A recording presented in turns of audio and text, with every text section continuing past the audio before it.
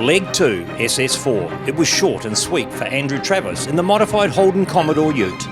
The problems of yesterday behind him, he claimed back the 1 minute 29 second deficit to Adam Kaplan in the first short opening stage. He and Kaplan would start Special Stage 5 as equal outright event leaders, but Travis was on a mission. Faster Travis might have been, but not without issues of engine overheating, seemingly caused by racing in the same direction as the hot northerly winds. Yeah, Andrew's certainly woken up. He was a bit asleep in the first couple of stages yesterday, but he's certainly got his shit together and he's doing exceptionally well.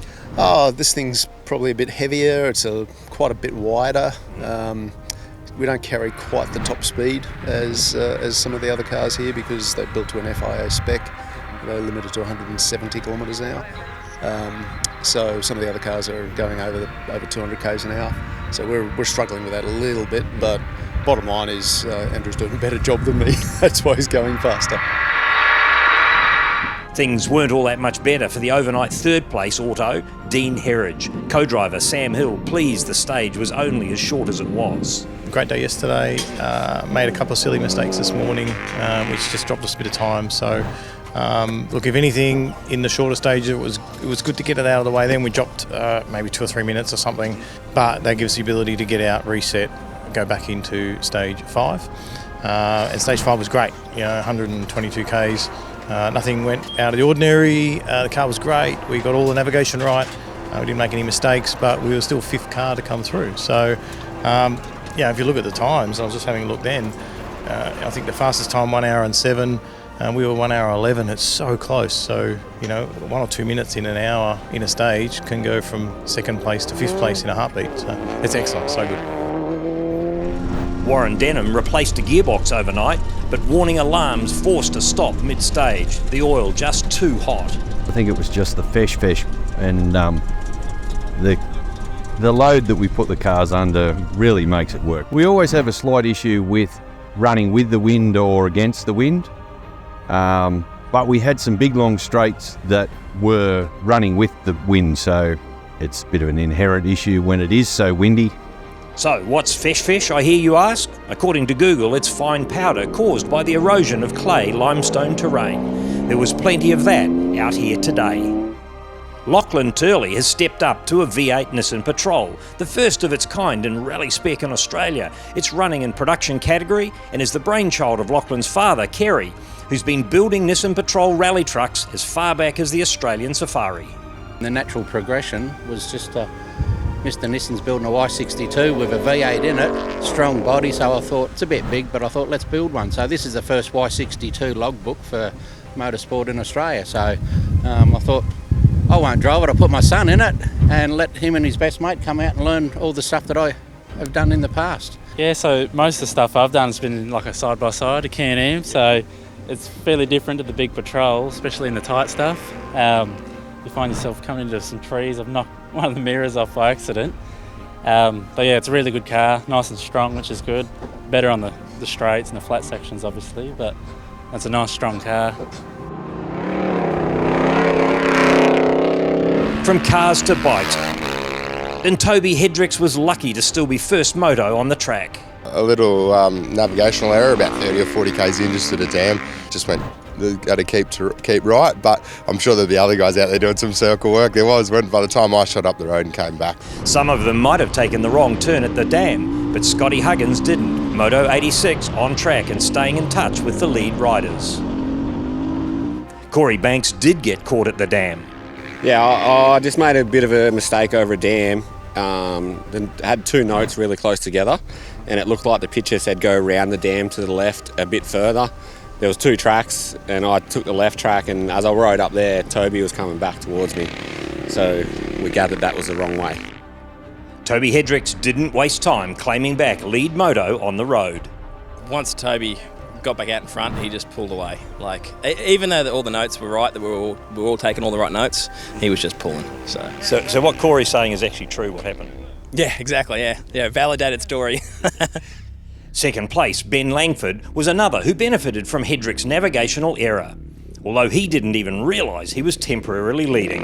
He come past me, then I realised I was leading there for a bit, Yeah, it was exciting times. I didn't realise until he was right next to me. He come past and gave me the old wave.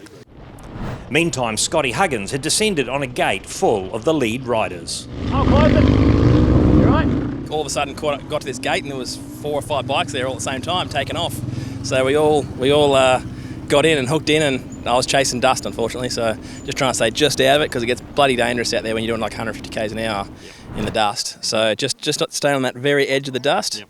It was dust that crippled our solo quad rider.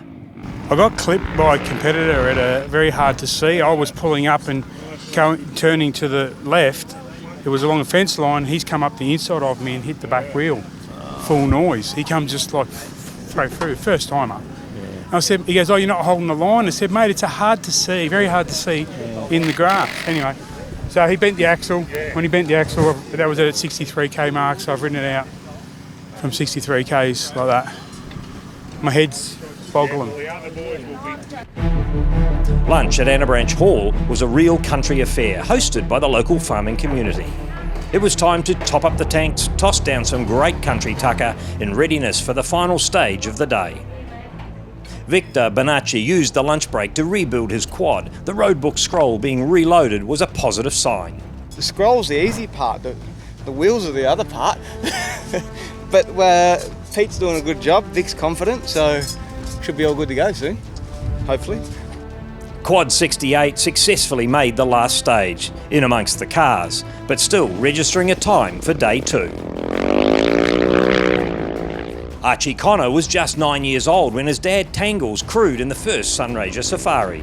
But this year, at 17, Archie is the youngest competitor, and he's showing a few of the seasoned campaigners how it's done, starting the day in P12. Just in front of him was Liam McConnell. He'd been steadily making his way up the leaderboard thanks in part to the engine that expired in Moto leader Toby Hedrick's bike mid-stage in Wakaroo. Yesterday I was taking it easy, kind of cruising, and today I put the hammer down a little bit more and stretched the legs on the 450 as much as I could. That would suggest the only competitor to have completed every safari since inception would be Don Lark. But his engine expired too in the same stage, ending the enduring story of safari legacy. And it seems electrical gremlins have crept back into Ben Greenfield's campaign for a second day. Just was on a transport section today and the bike stopped again with an electrical fault. So we thought we had it sorted, but clearly we don't. So back to the drawing board again tonight. Ben Langford took the lead for the second time today through the final stage, finishing at the top of Moto. Corey Banks successfully navigated his way into second, with Scotty Huggins third. Did Matt Gillespie's good deed waving Huggins through cost him third for the day? Who knows? And who cares? Sportsmanship runs both ways in cross-country rally. Yeah, I was the gentleman. I caught up to the bike. Well, he just passed me and I caught up, and so I was about to shut the gate and here comes Scotty, so that'll be nice. Who's who in auto for day 2? It's not 306. Daniel Jones sidelined in SS6. But Dean George turned up the wick to bag a stage win, elevating him to 4th outright in auto. 2 good stage seconds for Darren Webster rewarded him with 3rd.